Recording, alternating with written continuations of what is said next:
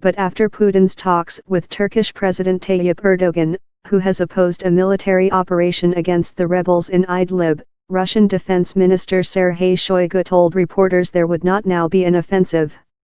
Erdogan, who had feared another cross-border exodus of Syrian refugees to join the 3.5 million already in Turkey, said the deal would allow opposition supporters to stay where they were, and avert a humanitarian crisis.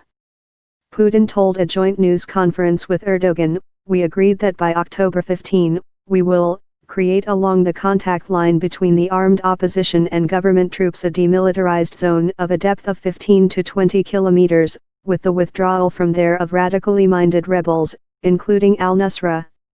Turkish and Russian monitors. The demilitarized zone will be monitored by mobile patrol groups of Turkish units and units of Russian military police. Neither Putin nor Erdogan explained how they plan to differentiate radically minded rebels from other anti-Assad groups. It was also not immediately clear how much of the city of Idlib fell within the zone.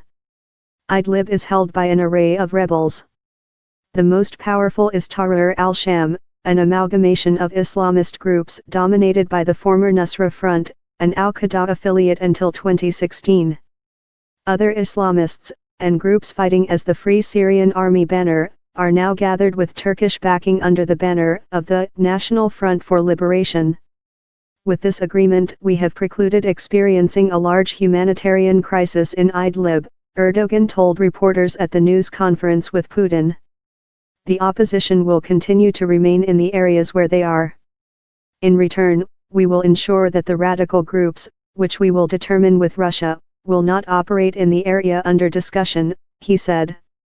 Preventing provocation. Russia will surely take necessary precautions to ensure the Idlib de-escalation zone is not attacked. Together we will ensure the detection and the prevention of provocation by third parties and violations of the agreement. Ahead of the trip to Russia, Erdogan had said Turkey's calls for a ceasefire in Idlib region were bearing fruit after days of relative calm, but that more work needed to be done. Putin this month publicly rebuffed a proposal from Erdogan for a ceasefire there when the two met along with Iran's president for a three-way summit in Tehran.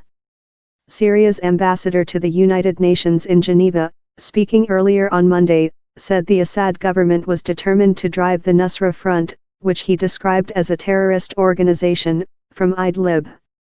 Our government wants to give priority to reconciliation and to give all necessary measures in order to ensure safe corridors, and to secure the lives of civilians and to provide the basic needs of civilians in cooperation with UN humanitarian agencies, Ambassador Hussam Edin Allah told the UN Human Rights Council in Geneva.